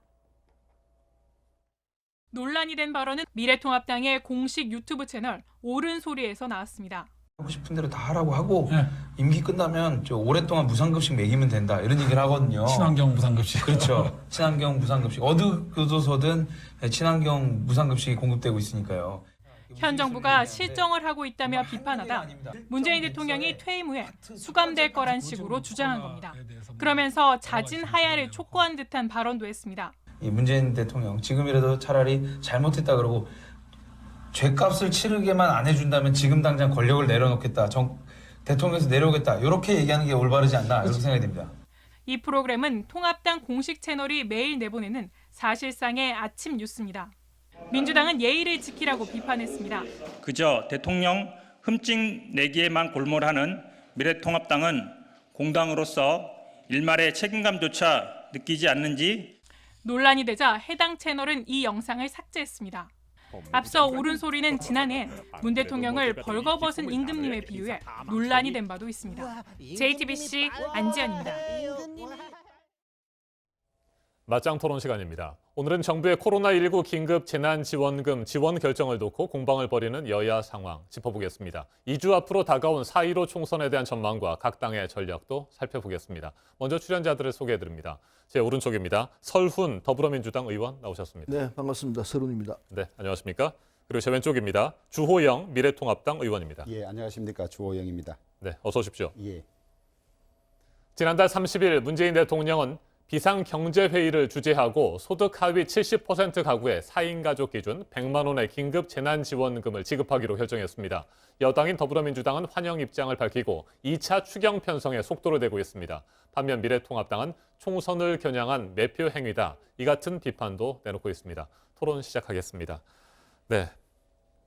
비상경제회의에서 결정된 긴급 재난지원금에 대한 얘기부터 먼저 해보도록 하겠습니다. 네. 일단 비판을 하시는 입장이니까요. 주호영 의원께서 먼저 말씀을 해주시겠습니까? 예, 우선 정부가 발표한 내용을 보면 총 9조 1천억 원 규모의 추경을 통해서 긴급 재난지원금을 지급하겠다는 것인데 7조 1천억 원 중앙정부가 조달을 하고 2조는 지방정부가 조달하기로 한 것인데요. 저희들은 기본적으로 어려운 상황에서 꼭 필요한 분들에게 지원하는 것을 반대하지는 않습니다. 그러나 방법이나 이 규모에 있어서 문제를 제기하는 것인데요. 소득 하위 70%라 하면 지금 대략 찾아보니까 월 712만 원의 네. 소득을 받는 사람까지 해당이 됩니다. 월 712만 원이라면 상당히 높은 소득 수준인데요. 이분들에게까지 이렇게 광범위로 지급하는 것은 문제가 있다. 그렇다 보면 꼭 필요한 분들에게 액수가 줄어들 수밖에 없는 그런 상황을 우려하고 있는 것이고요. 이 지금 직업 자체는 코로나로 인해서 수입이 줄어들든지 생계가 어려운 사람들을 지원하는 것인데 월급 생활자까지도 다 지급을 하고 있어요. 그래서 이것은 너무 우리가 매표형이라고 주장하는 것은 어려운 사람에게 지급하는 것은 당연히 해야 되고 필요하지만은 소득이 줄어들지 않은 사람에게까지 지급하는 것은 총선을 의식한 매표형이다. 이제 이렇게 보는 것이고요.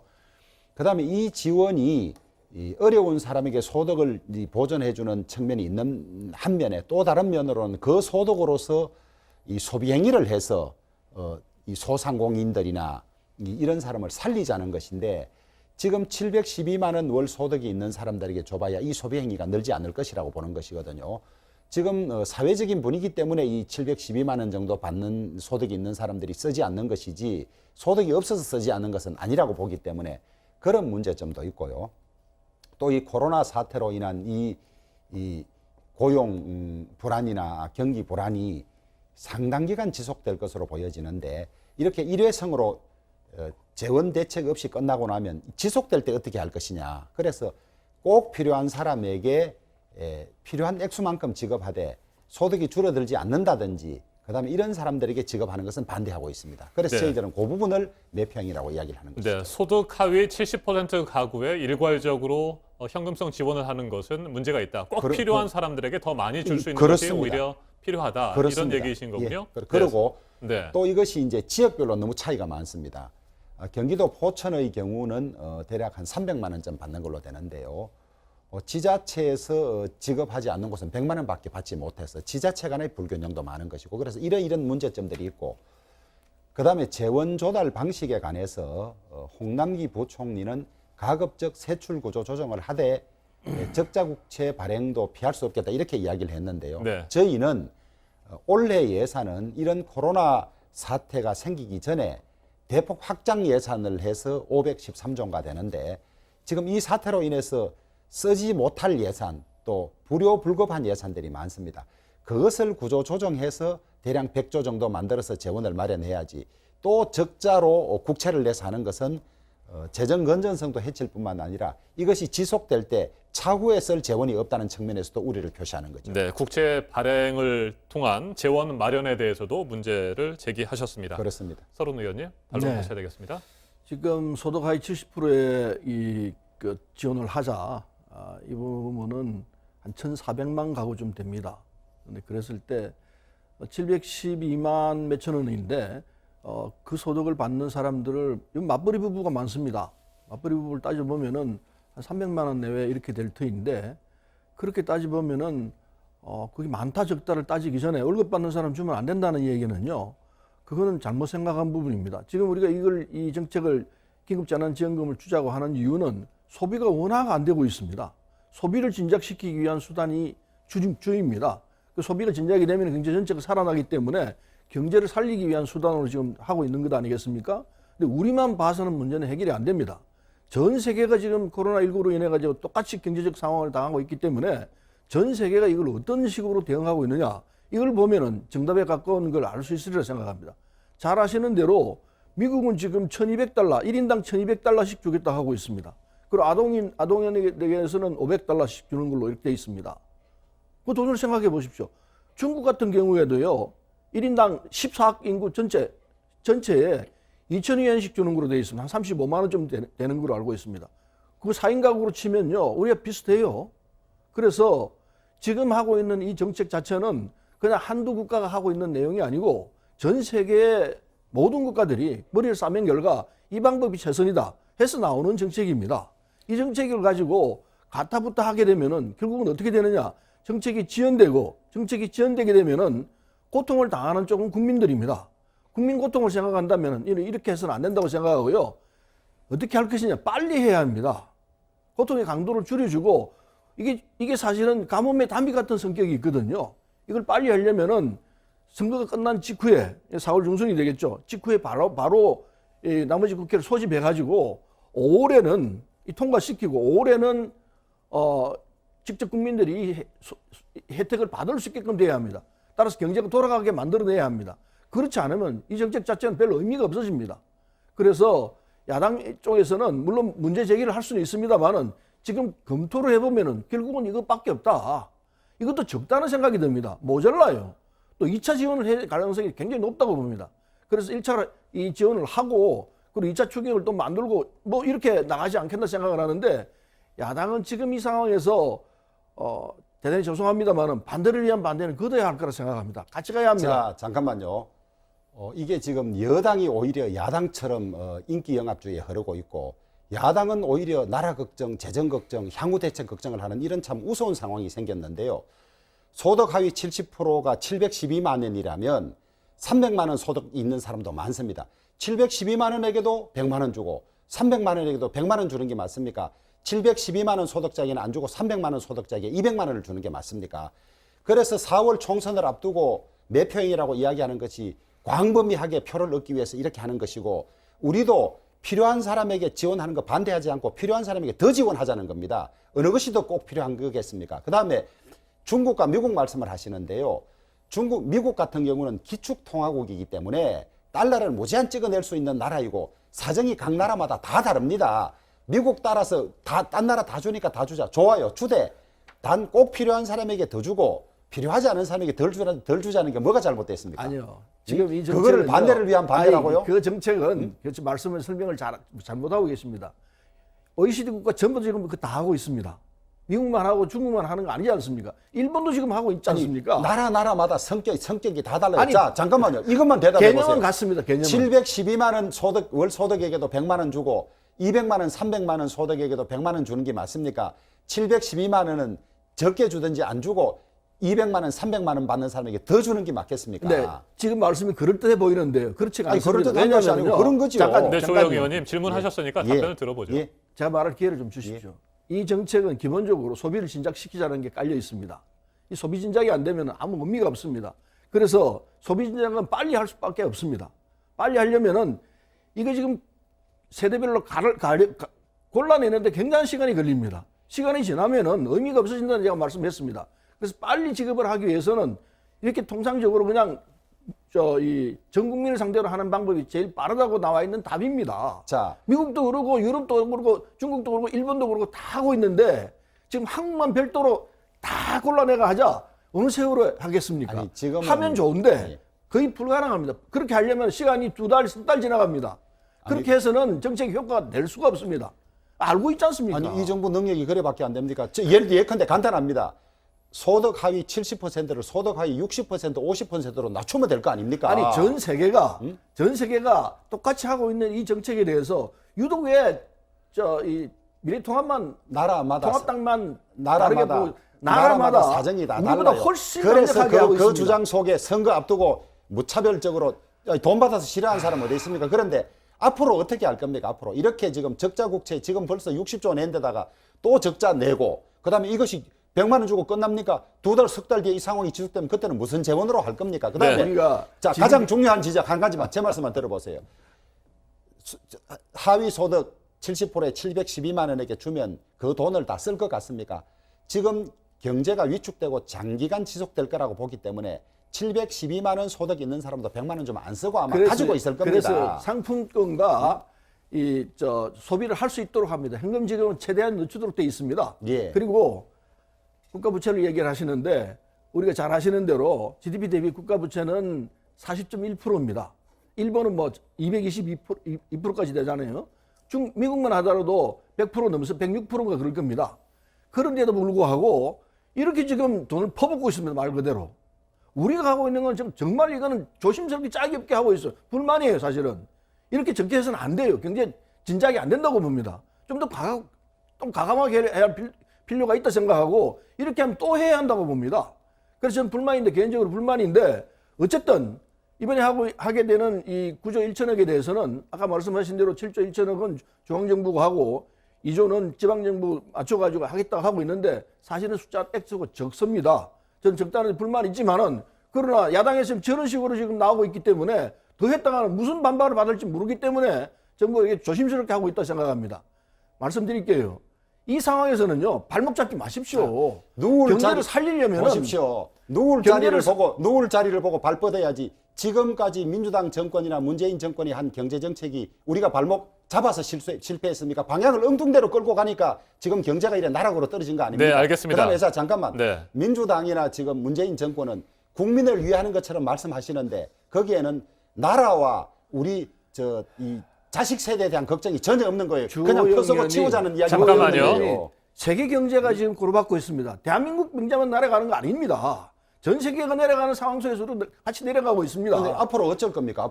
앞으로 우리 경제를 살리기 위해서는요. 지금 하고 있는 정책을 따라 주십시오. 아니 말로만 경제 살린다 그러고 지금 한 것들이 경제를 살리는 정책들이 잠깐만요. 있습니까? 두 분이요. 멈춰주시기 바랍니다. 두 분께서 뭐 각자 잠깐만을 외치시면서 발언을 이어가시기 때문에 제가 개입해서 잠깐만을 외칠 시간이 없습니다. 이제 뭐 좀 이 부분은 좀 정리를 하고 긴급 재난 지원금을 그렇다면 어떻게 마련할 것이냐. 이 부분에 대해서 토론을 좀 이어가도록 하겠습니다. 당장 2차 추경이 필요하잖아요. 서른 의원님, 4.15 총선이 끝나고 나면 곧바로 국회에서 2차 추경을 심의하고 통과시켜야 된다 이렇게 보시는 입장이신 거죠? 당연하죠. 네. 이게 좀 시간을 요하기 때문에 물론 이제 낙선한 의원도 있고 그래서 국회가 어수선할 겁니다. 그럼에도 불구하고 나와야 합니다. 전 의원들이 나와서 빨리 심의해가지고 4월 중순에서 4월 말까지 통과시키면은 5월 중으로 국민들이 돈을 쓸 수 있게끔 해야 합니다. 이게 무엇보다도 시급한 일입니다. 낙선한 의원도 나와야 되고 만일 제가 낙선하거나 조영이 낙선하게 되더라도 나와야 한다고 봅니다.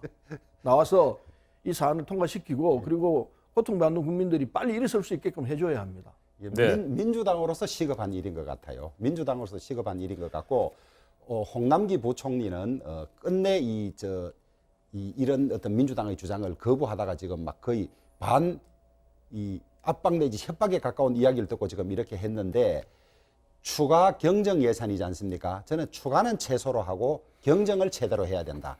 지금 짜여진 예산 중에는 정말 원래 한 60조 가까이인가 늘은 예산에다가 또 이런 상황에서 쓰지 않을 예산 이걸 최대로 조정해서 지속 가능하게 해야 된다. 이것이 올 연말에 혹은 내년까지 갈 경우에 그때도 쓸 실탄이 있어야 되는 것이지 지금 이래 단기성으로 이례적으로 소모적인 것은 맞지 않고 그래서 우리 김종인 비대위원장께서 말씀하신 지금 짜여진 예산을 다시 한번 들여다보고 그걸 구조조정하는 것을 가장 우선으로 하고 추가가 필요하다면 그것은 최소한 해야 된다. 그래서 추경은 필요하지만은 추가는 최소, 경정은 최대. 제가 그렇게 말씀드리겠습니다. 그런데 코로나19는 IMF보다 훨씬 더 깊은 상황을 남기고 있습니다.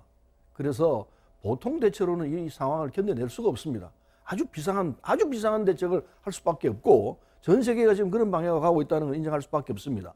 그래서 우리도 그 흐름에 맞춰서 우리 정책을 짜야 이게 이 경제가 그나마 살아날 수 있지. 우리는 별도로 무슨 갈라파고스에 있는 것처럼 이렇게 할 수는 없는 것 아니겠습니까? 지금 야당이 하고 있는 내용 그럴듯해 보이지만은 제가 볼 때는요. 그 엉터리입니다. 안 맞습니다. 안 맞기 때문에 잠깐만요. 제가 진짜로 안 맞기 때문에 제가 얘기할 기회 좀 주십시오. 드렸습니다. 안 맞기 때문에 이때 나오게 되는 얘기가 뭐냐면요. 야당이 발목 잡기 한다는 얘기가 딱 나오게 돼 있습니다. 절대 그러지 마십시오. 이때는요. 야당이 정쟁 중단 딱 선언하고 같이 간다. 경제 살리자. 그리고 정부 정책 함께 한다. 이렇게 나가야 지지를 받는다고 봅니다.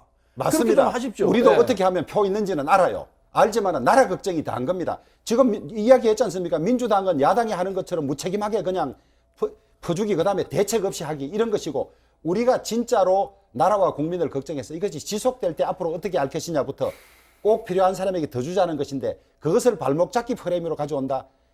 배는 나갈 때 속도도 중요하지만 방향도 중요합니다. 이렇게 그냥 짜여지지 않은 정교하지 않은 정책을 갖다 놓고 그것을 제대로 하자는 것을 발목 잡기라고 이야기한다. 지금 정교한 문제가 전혀 아닙니다. 지금 급한 것은 선거를 앞두고 민주당이 급한 것이지. 전 세계가 하고 있는 걸 보십시오. 전 세계 하는 걸 민주당이 지금 따라 했습니까? 탈원전 정책이나 이런 것들 전 세계가 하는 걸 따라 했습니까? 탈원전 정책은 전 세계가 하고 있지 않습니까? 뭐가 전 세계가 하고 있습니까? 무슨 말씀입니까? 탈원전은 전 세계 정책이지 어떻게 아니 지금 자기들 하고 싶은 대로 하다가 있습니까? 이제 와서 급하니까 전 세계가 지금 탈원전 한다고. 얘기를 할 게 아니고 참, 현재 지금 하고 있는 이 코로나19에 대한 정책은 전 세계적으로 거의 비슷합니다. 틀리지 않습니다. 유럽, OECD 국가, 미국, 일본, 중국 다 같이 하고 있는 정책이지 않습니까? 우리가 제일 약하게 하고 있습니다.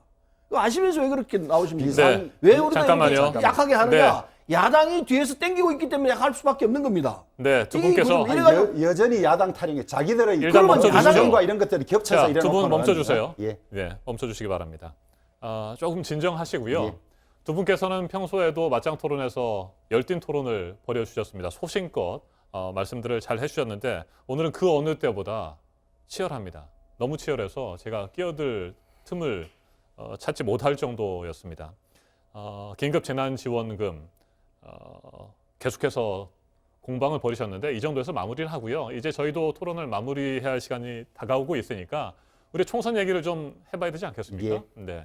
각 당의 전략도 좀 살펴보려고 했습니다만 구체적인 전략을 살펴보기에는 시간이 좀 오늘 많지 않아서요. 이건 다음 주 정도로 넘기도록 하고요. 앞서 저희가 두 개의 리포트를 전해드렸습니다. 각 당이 뭐 서로의 총선 전략을 짜면서 약간의 상대방을 비판하는 것들이 좀 도가 지나치지 않았나 이런 생각이 들 정도의 그런 표현들이 좀 나온 것 같습니다. 일단 주호영 의원께 질문을 드리겠습니다. 민주당이 후보들에게 배포한 유세용 매뉴얼에서 야당을 이른바 꼰대 정당으로 규정했습니다. 사실 뭐 미래통합당을 겨냥한 것으로 보입니다. 어떻게 생각하십니까? 선거는 이제 프레임 싸움이고 상대방을 안 좋은 이미지에 가두는 것이 선거 전략의 중요한 것 중에 하나이고 사실 저희들의 기존 이미지 중에는 그런 측면이 없지 않았는데 이번 총선을 앞두고는 인재 수혈도 대폭하고 또 그런 과정에서 이 공천이 좀 범위가 폭이 넓다 보니까 반발도 있었지만은 그런 것을 탈피하려고 노력하는데 다시 그런 이미지를 더 씌워서 득표활동을 하려고 하는 것인데 저희들은 변하고 있고 바뀌고 있고 그런 이미지를 탈피하고 있으니까 그런 걱정은 안 하셔도 좋고 민주당이 자신들의 장점이나 긍정적인 것을 말씀하시면 좋은데 기존 토론에서도 나왔다시피 말로는 정의, 공정 이런 것을 부르짖고 야당이 발목 잡기를 한다 하면서 방향은 엉뚱한 데로 가고 있어요. 지금까지 국정이 대한민국이 문재인 집권 이후에 잘하고 있는지 발전하고 있는지를 다시 한번 되묻고 싶고 저희들은 선거를 앞두고도 득표에 도움이 되지 않을 거라는 이런 정책들을 쓴소리를 하고 있는 것은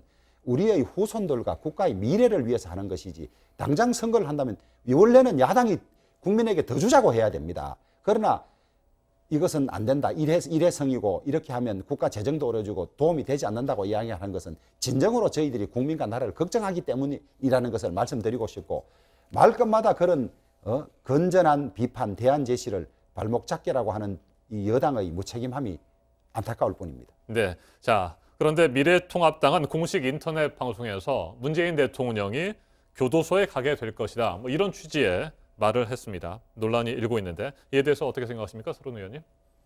그 말이 안 되는 소리죠. 문재인 대통령 지지율이 지금 보면은 52% 뭐 55% 선에 있어 왔다 갔다 하고 있습니다. 굉장히 올라가고 있습니다. 그 이유는 여러 가지가 있는데 코로나19에 대한 대처 방법이 아주 훌륭하고 잘하고 있다. 그 뭐 우리가 판단하는 게 아니고 전 세계가 그걸 인정하고 있으니까요. 그다음에 지금 경제 상황에 대해서 비상적인 이런 상황에서 제대로 대처를 하고 있다. 이렇게 보시는 부분이 있는 것 같고 또 한편 사회적으로는 N방 사건 그 부분에 대해서 아주 강력하게 대처를 하신다. 뭐 이런 등등이 아마 지지율이 상승하도록 한 것 같은데 특이한 점은 지금 주호영 의원은 대구 경북 쪽에서 또 부산 경남 쪽에서 지지율이 올라가고 있어요. 굉장히 많이 올라가고 있는데 그 영향력으로 52%, 55%까지 올라가는 이런 지지율을 받는 것 같습니다. 그런 대통령이 감옥에 간다고 얘기를 한다면 뭐 말이 안 된다 하는 얘기가 그런 경우에 딱 맞는 얘기일 것 같습니다. 그런 상황이 있기를 바라는 사람이 얼마나 되는지는 모르겠습니다만 전 국민의 5%도 안 될 거라 생각합니다. 그래서 어쨌든 이 상황에서는 제가 바라는 바는 여야가 지금 싸울 수 있는 상황이 아니라고 봅니다. 코로나19가 우리가 예측을 못했지 않습니까? 사람이 막 죽어나가고 있는데 이런 상황에서 여야가 싸운다는 것은 어리석어도 한참 어리석은 겁니다. 오늘 우리가 싸우는 모습을 보였습니다만은 사실은 여야 지도부가 이때는 나와 싸우지 말자, 같이 가자 이렇게 하고 나가야 한다고 봅니다. 그건 누가 할 것이냐? 야당이 먼저 해야 한다고 봅니다. 제가 여러 차례 얘기했습니다. 코로나19 얼마나 좋은 상황입니까? 정쟁 중단하고 코로나 대처하자, 같이 하자. 그렇게 나갔으면요. 지금 이 지지율이 그대로 야당 쪽으로 갔을 거라 생각합니다. 문재인 대통령에 관한 지지율이 야당 쪽으로 갈 수 있는 상황이에요. 그걸 지금 싸우는 쪽으로 갔기 때문에 그 지지율이 떨어지고 우리 쪽으로 오는 겁니다. 국민들은 냉정하게 보고 있습니다. 그래서 다시 말씀드립니다만은 지금 이 코로나19에 대한 경제 정책 그리고 코로나를 직접 싸우고 있는 국민들에 대한 이런 지지 이걸 합쳐가지고 함께 가는 쪽으로 정리를 하면은요 결과가 나쁘지 않을 겁니다. 야당 쪽에. 자, 제가 말씀드리겠습니다. 자, 시간이 없습니다. 예, 이런 국가 위기 상황에서 여당과 정부가 언제 우리 당의 계획을 설명하고 협조를 구한 적이 있습니까? 일방적으로 내질러 놓고 안 따라오면 발목 잡는다. 그다음에 대통령 지지율 트럼프 앞에 지금 다 높습니다. 국가 위기 상황에서는 국민들이 지도자에게 기대는 심리가 있기 때문에 지지율 높고, 그다음에 더구나 이번에 그 하위 70%에 대해서 100만 원씩 주겠다는 것도 영향을 미쳤다고 보고 있고요. 네, 여기까지 듣도록 하겠습니다. 발언 기회상 그렇다고 한다면 서른 의원께 한 20초 정도 더 드릴 수 있거든요. 쓰시겠습니까? 국민들이 너무 고통당하고 있습니다. 이 국민의 고통을 생각했어요. 경제정책에 대해서는요, 최소한 같이 가도록 하십시다. 다른 건 싸우더라도 경제정책 가지고 싸우면은 정말 국민이 그 고통을 어떻게 할 수가 없습니다. 조용히 나서서 경제정책 같이 가자 이렇게 얘기해 주십시오. 아니, 설명을 하고 네. 이렇게 할 테니까 같이 가자 했지 않습니까? 됐습니다. 예. 이 정도에서 마무리하도록 하죠. 사실 뭐 여야 항상 비판하고 경쟁하지만 서른 의원께서도 말씀을 하셨듯이 함께 가야 할 파트너 아니겠습니까? 뭐 그 부분에 대해서는 두 분 다 인정을 하시죠? 네, 함께 가시죠. 예. 네, 오늘 여기에서 마무리하도록 하겠습니다. 맞짱 토론 서른 더불어민주당 의원, 주호영 미래통합당 의원과 함께했습니다. 고생 많으셨습니다. 예. 감사합니다. 감사합니다. 선거법 사각지대에 놓인 선거보조금 관련 소식입니다. 각 정당이 현역 국회의원들을 꿔주면서 주요 비례위성 정당들은 수십억 원의 보조금을 받았습니다. 허경영 씨가 이끄는 정당은 여성 후보 공천을 내세워 8억여 원을 수령했습니다. 정종문 기자가 보도합니다. 미래한국당이 미래통합당에서 의원 3명을 더 데려와서 의원 20명의 원내 교섭 단체가 된 건 지난 29일입니다. 그 이튿날 선거 보조금이 나왔는데 61억 2천여만 원을 받았습니다. 원내 교섭 단체에게 유리하게 설계된 정치자금법 덕분에 더 받을 수 있었던 건 33억 원. 꼼수란 비판을 감수하고 의원 1명에 11억 원씩을 더 챙긴 겁니다. 액수는 이보다 작지만 더불어시민당도 더불어민주당으로부터 의원 8명을 데리고 와 24억 5천여만 원을 받을 수 있었습니다. 같은 신생정당이지만 국민의당은 의원이 1명이라 3천여만 원을 받았습니다. 이 때문에 민주당만 빼고란 칼럼을 썼던 임미리 교수 등은 위성정당의 보조금 수령이 위헌이라며 헌법 소원까지 제기했습니다. 선거 보조금에 또 다른 사각지대를 공략한 당도 있었습니다. 국가혁명배당금당입니다. 253개 지역구 중 30%에 해당하는 76곳에 여성 후보를 공천하면 주는 보조금을 독식했습니다. 이 당이 공천한 여성 후보는 77명, 받은 보조금은 8억 4천여만 원입니다. 하지만 배당금당 후보들 중엔 성범죄 전과자가 2명이나 있어 양성평등을 위한 보조금을 받는 게 적절하냐는 의문도 제기됩니다. JTBC 정종문입니다. 한미 간의 방위비 협상과 관련해서 오늘 아침에 새로 전해진 소식이 있습니다. 올해부터 적용할 방위비 분담금에 대해 협상을 잠정 타결했다는 소식인데요. 코로나 사태 대응에 협력하자는 두 나라 정상 간의 전화 통화가 지난주에 있었고요. 이후에 협상의 속도가 붙은 것으로 전해졌습니다. 이르면 오늘 관련 공식 발표가 나올 것으로 보입니다. 보도국 연결해서 자세히 알아보도록 하겠습니다. 이재승 기자, 이 협상에서 그동안 결론이 안 나서 오늘부터 주한미군 한국인 노동자가 무급휴직에 들어가게 됐었는데 이것도 그럼 조만간 해결이 될 것으로 예상이 된다는 거죠. 네, 정부 관계자에 따르면 아직 변수가 남아 있지만 정부가 오늘 합의안 타결을 발표할 가능성이 있다라고 전해졌습니다. 협정 유효 기간은 1년에서 다시 5년으로 늘리는 방안이 유력한 것으로 알려졌습니다. 한미 방위비 협정의 유효 기간은 8차와 9차 협정에서 5년으로 이루어지다가 직전인 10차 협정에서 미국적 제한으로 1년으로 줄어든 바 있습니다. 분담금과 관련해선 미국 측이 기존의 무리한 요구에서 물러나 합리적인 수준의 분담금 규모에 합의한 것으로 전해졌습니다. 협정 공백으로 오늘부터 주한미군에서 일하는 한국인 근로자 4천여 명이 무급휴직에 들어가는데요. 하지만 협상 타결이 임박했다는 소식이 전해지면서 무급휴직 사태도 조기에 종식될 것으로 전망됩니다. 네, 이번 총선 재외국인 유권자 투표가 오늘부터 시작이 됐습니다. 앞서 전해드렸던 대로 하지만 이번에는 이 코로나 사태 때문에 재외 선거인 절반이 이제 투표를 못하게 된 상황인데 독일 교민들이 여기에 반발해서 헌법 소원을 내기로 했네요. 네, 먼저 이 사진을 보실 텐데요. 독일에서 펼쳐지는 재외국민 페이스북 릴레이 사진입니다. 투표할 수 없다면 정의도 없다는 뜻의 영문 글자도 보이는데요. 오늘부터 재외국민 투표가 시작됐지만 코로나19로 인해서 해외에 거주하는 선거인 중에 절반가량인 9만 명 정도가 이 투표를 하고 싶어도 하지 못하는 상황입니다. 이에 반발해서 독일에선 교민들이 오늘 헌법재판소에 위헌 및 효력 정지 소송을 내기로 했습니다. 독일 교민들의 반발 이후에 동포사회에서는 우편 및 인터넷 투표를 도입해야 한다는 그런 요구가 커지고 있는데요. 재외국민 유권자 연대는 어제 성명을 내고 우편과 인터넷 투표 제도를 진작에 도입했다면 코로나19로 투표를 못하는 사태가 벌어지지는 않았을 것이라고 주장했습니다. 이어서 롯데가 보유하고 있는 뉴욕 맨하튼의 롯데 뉴욕 페리스 호텔이 코로나19의 여파로 대규모 일시 해고를 결정했다는 소식입니다. 롯데 뉴욕 페리스 측은 약 90%에 달하는 직원들을 일시 해고하기로 했다고 밝혔습니다. 일시 해고는 향후에 경영 사항이 개선되면 재고용을 전제로 하는 것으로 일시 해고된 직원들은 실업수당 청구가 가능한 것으로 전해졌습니다. 1882년에 세워진 롯데 뉴욕 팰리스는 130년이 넘는 역사를 자랑하는 이 뉴욕의 랜드마크 호텔인데 롯데호텔이 지난 2015년에 인수한 바 있습니다. 지금까지 아침엔 지금 JTBC 이재승입니다.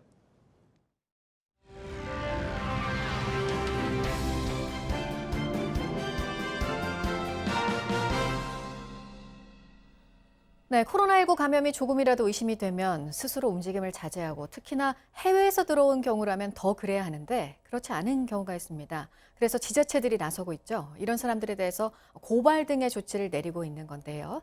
전문가와 오늘은 이 부분을 좀 짚어보도록 하겠습니다. 박지훈 변호사와 함께하겠습니다. 어서 오세요. 안녕하세요. 네, 최근에 가장 큰 논란이 됐던 사례가 제주도 여행을 간 유학생 모녀에 대해서 제주도가 소송을 냈는데 1억 3천만 원 손해배상 그렇죠. 소송이에요. 이 1억 3천만 원이라는 금액이 나온 이유가 있잖아요. 네. 그러니까 조목조목 따졌습니다. 여기서 얼마, 여기서 얼마. 그렇죠. 예, 그 부분을 좀 설명해 주실까요? 일단은 미국에 갔다 왔던 A씨 모녀인데요. 제주도에 유증상이 좀 있음에도 불구하고 20일 날 갔다가 결국 25일 날 확진을 받습니다. 증상을 본인도 알고 있었는데 불구하고 여러 곳을 다녔어요. 20여 개 업체도 다녔고요. 또 96명에 이르는 제주 도민이 업주겠죠. 업주가 손해를 봤다 해서 이런 식당에 휴업을 했던 부분, 영업을 못했던 부분 이런 것들을 다 합쳐서 지금 방역 비용을 합쳐서 이 모녀한테 1억 3천만 원을 제주도에서 청구를 했습니다. 네, 방역 작업에 든 1억 1천만 원, 그다음에 휴업과 폐기돼서 100만 원씩 업체들이 또 손해를 받고 네. 감염 불안증을 겪어서 또 1,000만 원을 배상하라. 정신적 손해배상도 있고요. 이런 것까지 다 포함이 돼 있는 건데, 네. 근데 사실 이 소송의 쟁점은 의무적 자가격리 대상은 네. 아니었다는 점인가 보죠? 사실 그 부분이 좀 문제가 됩니다. 일단은 네. 소송은 제기됐지만 판단을 해야 되면 이게 불법 행위가 되는데 고의 가실에 인해서 손해가 발생했고 고의 가실이 돼야 되거든요. 불법 행위가 돼야 되는데 자가격리를 하는 게 그때는 이 명령이 아니고 권고 사항이었습니다. 네. 시기상. 그렇기 때문에 이 두 사람이 특히 이 모녀가 그걸 알고 증상을 알고 격리 조치를 받고 갔다면 뭐 당연히 손해배상의 가능성이 커지는데 증상만 느끼고 갔다면 과연 이게 손해배상까지 갈 수 있는지는 법원의 판단이 좀 필요한 부분으로 보입니다. 네. 근데 이제 제주도는 형사처벌까지도 요구를 하겠다. 이런 방침이거든요. 그럼 예. 여기는 뭐 다른 혐의가 또 적용이 될 수 있는 형사처벌은 건가요? 두 가지 정도 생각할 수 있어요. 네. 기본적으로는 감염병 예방법입니다.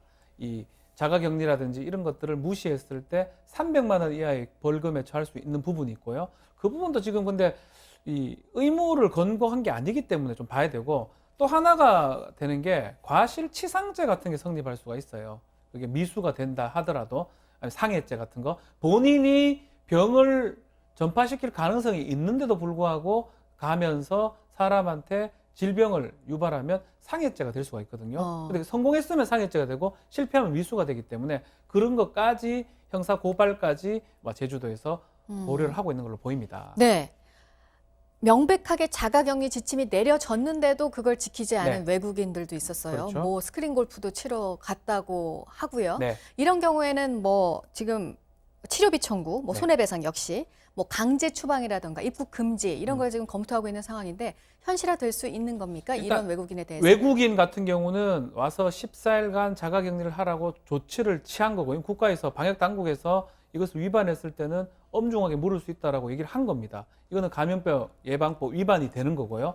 이 출입관리법에 따르면 공공의 위해를 가거나 이런 조치에 응하지 않았을 때 추방이 가능하도록 돼 있어요. 그래서 이번 지금 시국이 사실 좀 어렵잖아요.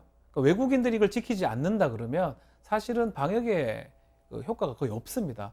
그렇기 때문에 아마 법무부에서는 추방까지 고려를 하고 있는 것으로 지금 보입니다. 네.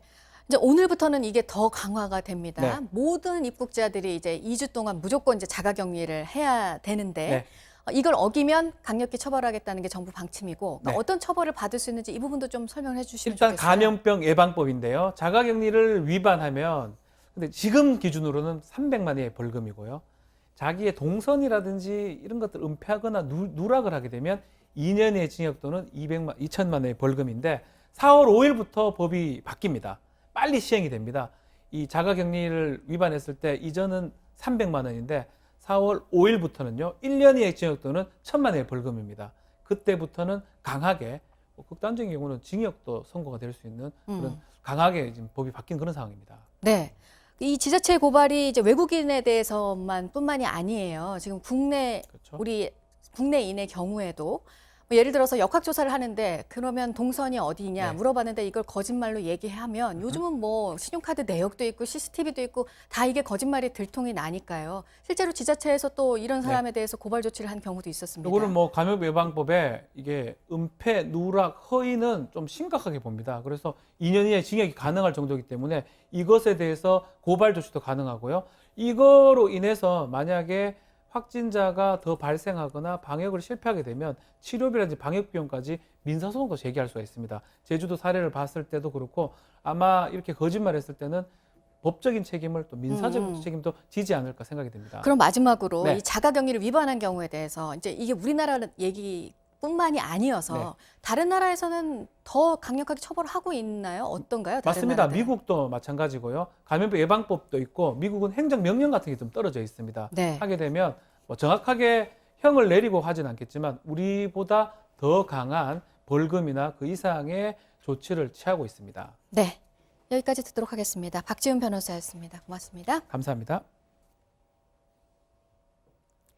네, 불법 성착취물을 만들고 퍼뜨린 조주빈에 대한 검찰 조사가 계속 진행이 되고 있습니다. 구속 기간을 연장해서 수사를 이어간다는 방침인데요. 검찰이 파악을 한 이번 사건 피해자는 지금 20여 명입니다. 그리고 그 가운데 절반이 넘게는 아동, 청소년들입니다. 백종훈 기자입니다. 서울중앙지검 디지털 성범죄 특별수사 TF는 조주빈을 오전 10시부터 불러 조사했습니다. 조사는 영상녹화 조사실에서 진행됐습니다. 검찰은 텔레그램 방에서 조 씨가 유포한 성착취물을 만든 이유와 유통 과정, 범죄 수익을 조사했습니다. 조사 결과 검찰은 조 씨가 피해를 입힌 피해자 20명을 특정했습니다. 그중 절반 이상이 아동, 청소년인 것으로 확인됐습니다. 경찰이 넘긴 피해 자료는 텔레그램 아이디 형태가 많았는데 구체적인 신원을 파악한 겁니다. 검찰 등에 따르면 조 씨는 범행 이유를 돈을 벌기 위해서였다고 답했습니다. 조 씨는 변호인을 새로 선임해 함께 조사를 받았습니다.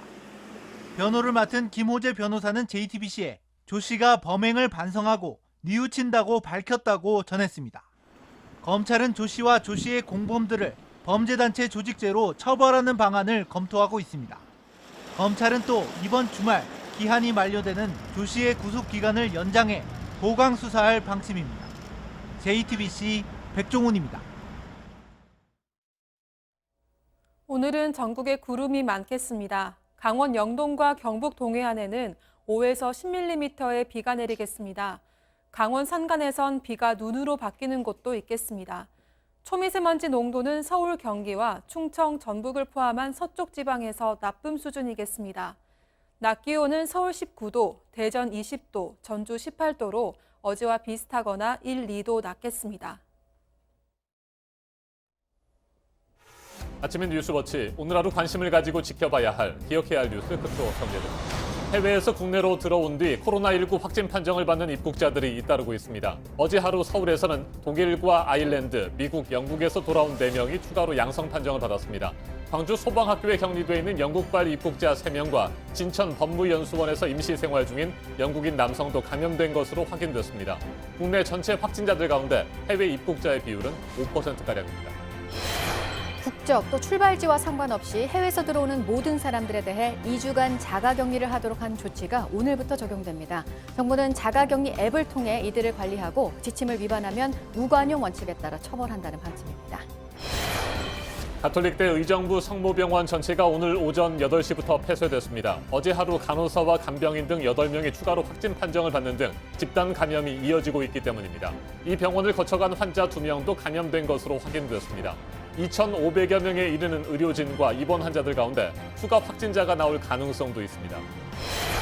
한미 간의 방위비 협상이 잠정 타결돼서 이르면 오늘 발표가 있을 것으로 보입니다. 코로나 사태 대응에 협력하기로 한 두 나라 정상 간의 전화통화 이후 협상에 속도가 붙은 것으로 전해졌습니다. 이에 따라 오늘부터 시작된 주한미군 한국인 노동자에 대한 무급 휴직도 조만간 해결이 될 것으로 예상됩니다. 오늘 전해드릴 소식은 여기까지입니다. 이상으로 JTBC 뉴스 아침엔 수요일 순서 모두 마치겠습니다. 건강한 하루 보내시기 바랍니다. 고맙습니다.